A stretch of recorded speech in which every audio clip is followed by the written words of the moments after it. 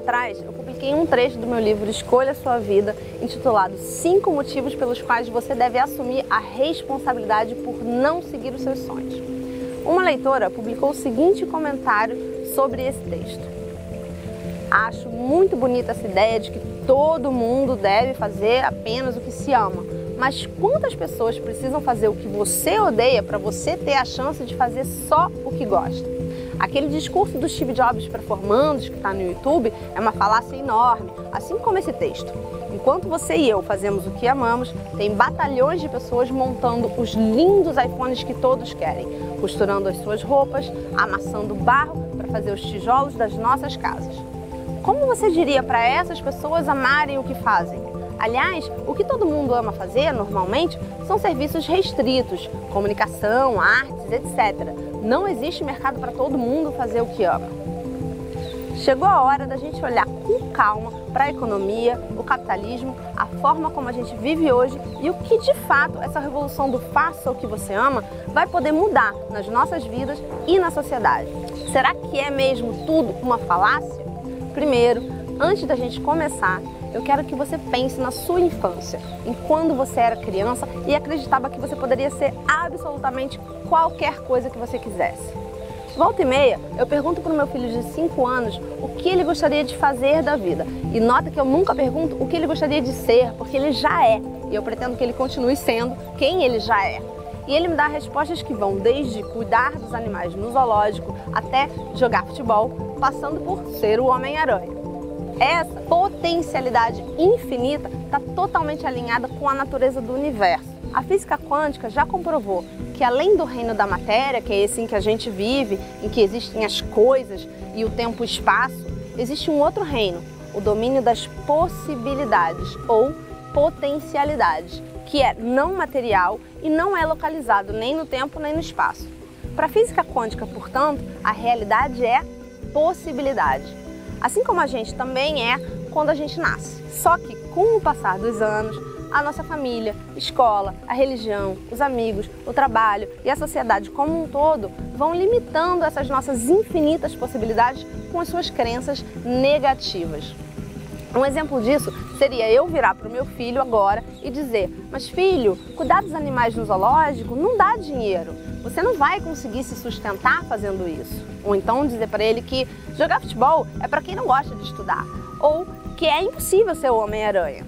E pelas minhas contas, pelo menos os 2 ou 3 atores já devem ter feito uma pequena fortuna justamente sendo o Homem-Aranha. Eu estou usando o meu filho como exemplo, mas eu poderia usar também eu mesma. Desde os 7 anos de idade eu sempre disse que era escritora. E veja, eu nem diria que eu queria ser escritora, porque eu já escrevia. Mas os meus pais diziam que não dava para viver de escrever no Brasil e a minha professora de português me desestimulava de estudar qualquer coisa que tivesse qualquer ligação com a escrita, porque, segundo ela, eu já escrevia muito bem e estudar mais ainda sobre isso não ia me ajudar em nada.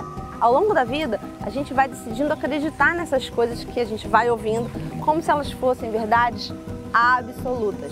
E com isso, a gente vai condicionando os nossos pensamentos e limitando as nossas escolhas. E é assim que aquela menina de 7 anos que sonhava em escrever, em inspirar pessoas e tocar um pouco de piano nas horas vagas, de repente, se torna uma advogada de terno, presa numa sala sem janela. E tem alguma coisa mais cruel, gente, do que uma sala sem janela, onde você nem tem noção se ainda é dia ou se já é noite? Enfim, ficar lá lendo coisas burocráticas o dia inteiro não era o sonho daquela menina. Um belo dia eu me dei conta de que as possibilidades todas tinham sumido. Eu estava divorciada, com um filho pequeno, morando num apartamento lindo, caro, num bairro lindo, caro, com um carro zero na garagem, e eu me sentia presa naquela vida. Como é que eu poderia fazer qualquer outra coisa e ao mesmo tempo sustentar aquele estilo de vida tão caro? A falta de escolha gera a sensação de total falta de controle e sobre a nossa vida, quando a gente falta controle, a gente tem estresse e ansiedade. Por a gente estar totalmente desconectado do nosso propósito e do que inspira a gente, do que aproxima a gente da nossa própria natureza e da natureza do universo, a gente sente um vazio enorme interior. E a gente tenta preencher esse vazio com mais apartamentos caros, em bairros caros e carro zero na garagem e os lindos iPhones que todos querem, como disse a nossa leitora. O consumo traz pra gente um prazer temporário, mas atenção, esse prazer não é sinônimo de felicidade, mas só uma forma passageira de esconder essa nossa dor. Mas e o capitalismo? Onde é que ele entra em toda essa história?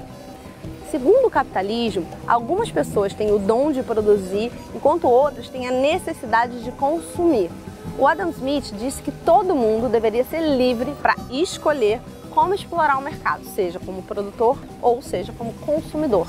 Acontece que a gente não chega ao mercado capitalista com essa liberdade de escolha toda que o Adam Smith visualizou lá atrás. A gente está preso, como a gente viu, por um lado pelos nossos condicionamentos e por outro pela nossa frustração. Os nossos condicionamentos e crenças limitantes impedem a gente de escolher dar vida ao nosso dom de produzir. E a nossa frustração, que é uma consequência disso, cria na gente uma necessidade de consumir que é anormal.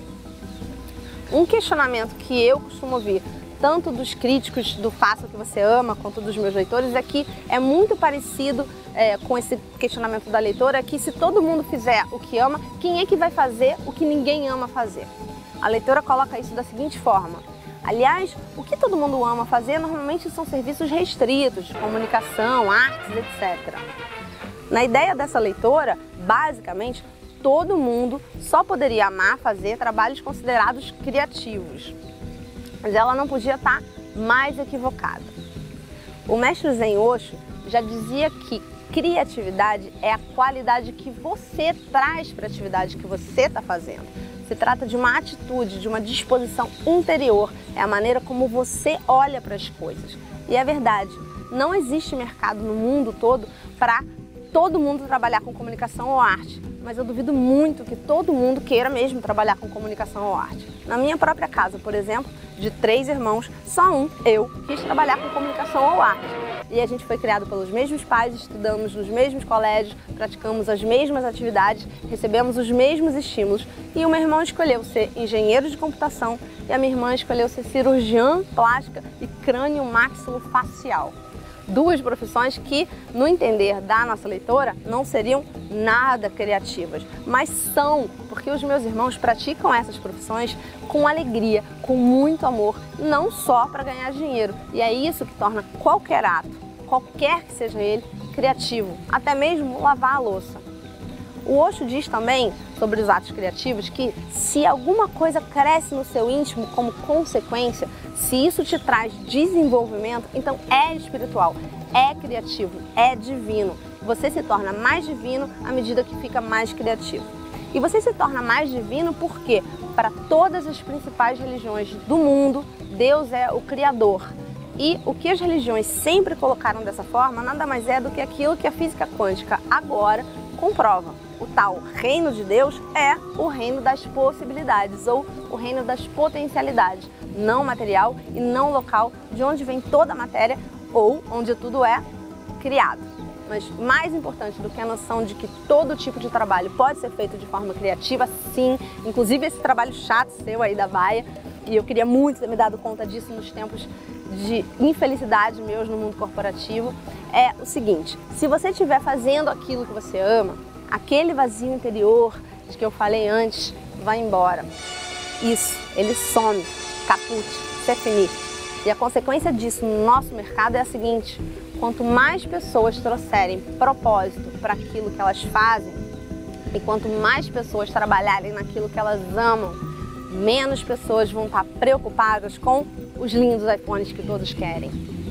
E olha só, eu não estou dizendo que a gente não vai poder querer ter um iPhone, que é um bom telefone, mas a gente não vai ter essa necessidade de trocar de modelo a cada 6 meses só para parecer mais bacana ou mais bem sucedido, porque a gente não vai precisar parecer nem mais bacana nem mais bem sucedido, a gente já vai ser essas coisas e muito mais. A nossa lista de necessidades muda muito quando a gente faz aquilo que a gente ama. A gente não tem qualquer dificuldade de abrir mão da última geringonça tecnológica se a gente puder ganhar menos dinheiro fazendo aquilo que a gente ama. A gente não precisa dessas geringonças tecnológicas. O que a gente precisa mesmo, o que é necessário, todo o resto é só presente e a gente pode sim usufruir, mas a gente não precisa deles para viver, para ser feliz. Na minha própria trajetória, eu percebi que me dava muito mais prazer gastar o meu dinheiro com aprendizado, com experiências, com cursos, com livros, com viagens, com oportunidades de estar com a minha família, com os meus amigos, com as minhas pessoas queridas. O físico quântico Amit Goswami perguntou uma vez: quem disse que dinheiro não pode comprar felicidade e amor? Eu concordo com ele. A gente é que está comprando no lugar errado. A felicidade e o amor não estão no último modelo de computador, celular ou tablet. Ao mesmo tempo em que a sua real lista de necessidades é super pequena, o dom que você traz para o mundo é muito grande. Como diz Goswami, você é capital humano, você é riqueza permanente, como ouro, não como dinheiro de papel que pode perder o seu valor bem rapidinho. Eu tô vendo daqui a sua sobrancelha levantar, só uma, meio cínica, se perguntando: eu, capital humano? Mas como que é isso? Então vamos voltar àquilo que você ama fazer, seja lá o que for. Essa coisa aproxima você de um ou mais dos grandes valores da humanidade que o Jung e o Goswami chamaram de arquétipos: amor, beleza, verdade, justiça, amizade, dentre vários outros. Quanto mais você se aproxima desses arquétipos, mais valor você tem mesmo. Por exemplo, você pagaria para estar na presença de alguém que incorporou o arquétipo do amor?